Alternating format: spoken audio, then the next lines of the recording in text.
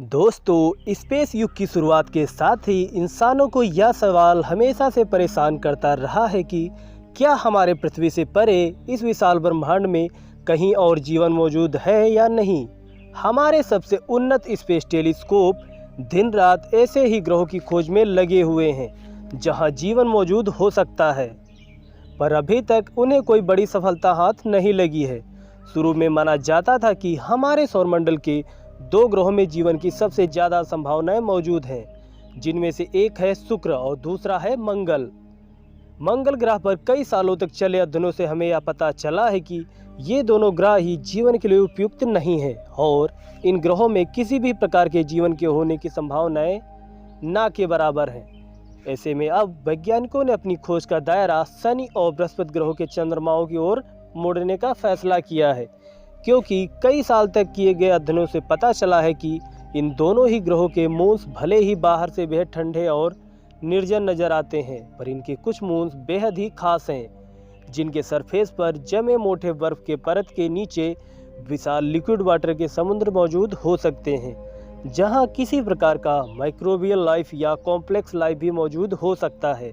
पर हमें इनके बारे में और अधिक जानने के लिए इन चंद्रमाओं का करीबी से अध्ययन करना होगा। ऐसे में हाल ही में नासा ने ऐलान किया है कि वह जुपिटर ग्रह के मून यूरोपा का अध्ययन करने के लिए एक विशेष मिशन यूरोपा क्लिपर पर काम कर रहा है। पर आखिर यह मिशन क्या है और कैसे यह जुपिटर ग्रह के मून यूरोपा पर जीवन की खोज करेगा, यह सब जानेंगे आज के इस वीडियो में। यूरोपा की खोज और गैलीलियो मिशन। इटली के महान खगोल वैज्ञानिक गैलीलियो गैलीली ने 1610 में जुपिटर ग्रह की परिक्रमा कर रहे 4 विशाल मून आयो, यूरोपा, गैनेमेड, कैलिस्टो की खोज की। यह पहली बार था जब हमने किसी दूसरे ग्रह की परिक्रमा कर रहे मून्स की खोज की थी और इसी वजह से इन्हें गैलियंस मून के नाम से भी जाना जाता है।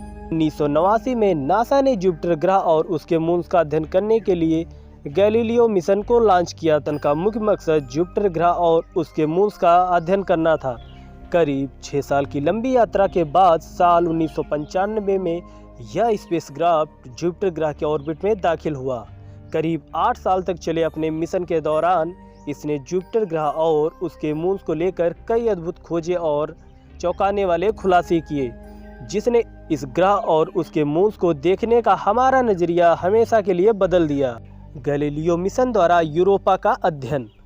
इसने सबसे पहले ज़्यादा चौंकाने वाले खुलासे जुपिटर ग्रह के मून यूरोपा को लेकर किए।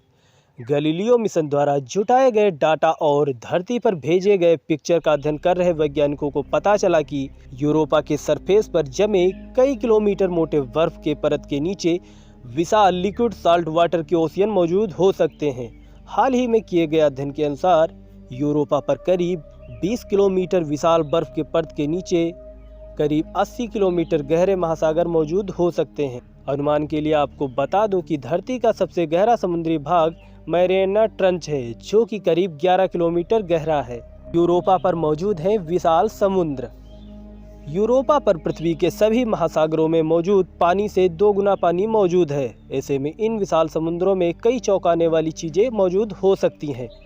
वैज्ञानिकों के अनुसार यूरोपा के समुद्रों में जीवन के लिए जरूरी ऑर्गेनिक मॉलिक्यूल्स, एनर्जी और लिक्विड वाटर मौजूद है। ऐसे में इसके गहरे समुद्र की सतह पर किसी प्रकार का जीवन मौजूद हो सकता है। कुछ वैज्ञानिकों का मानना है कि इसके विशाल समुद्रों में बैक्टीरिया जैसे माइक्रोबियल लाइफ मौजूद हो सकते हैं। ऐसे में यह काफ़ी हद तक हमारे पृथ्वी के शुरुआती दिनों की तरह हो सकता है, जहां इन सूक्ष्म जीवों के लिए धरती के महासागरों में जीवन पनप रहा था। वही कुछ वैज्ञानिकों का मानना है कि इसके महासागरों में किसी प्रकार की कॉम्प्लेक्स लाइफ भी मौजूद हो सकता है, जैसे किसी प्रकार का समुद्री जीव। यूरोपा मिशन और खासियत। इससे कई और संभावनाएं और कयास लगाए जा रहे हैं जो इस चंद्रमा को काफ़ी अनोखा और महत्वपूर्ण बनाती हैं। ऐसे में वैज्ञानिकों को इस चंद्रमा का करीबी से अध्ययन करना जरूरी था और इसी वजह से 25 अगस्त 2019 को अमेरिका स्पेस एजेंसी नासा ने ऐलान किया वह इस मून पर जीवन की खोज के लिए यूरोपा क्लिपर नाम से मिशन पर काम कर रहा है, जिसे 2023 तक लॉन्च किए जाने की संभावना थी। इस स्पेसक्राफ्ट में कुल मिलाकर 9 साइंटिफिक इंस्ट्रूमेंट मौजूद होंगे, जो कि करीब 4 सालों तक यूरोपा के सरफेस और उसके अंडरग्राउंड ओशियन का अध्ययन करेंगे। साथ ही इसमें एक बेहद ही आधुनिक कैमरा भी लगा हुआ है जो कि इसके सरफेस की हाई रिजोल्यूशन तस्वीरें धरती तक भेजेगा। इस मिशन का मुख्य उद्देश्य इस मून पर जीवन के अस्तित्व की खोज करना है, जो कि हमारे पृथ्वी से परे इस सौरमंडल में जीवन के लिए सबसे उपयुक्त जगहों में से एक है।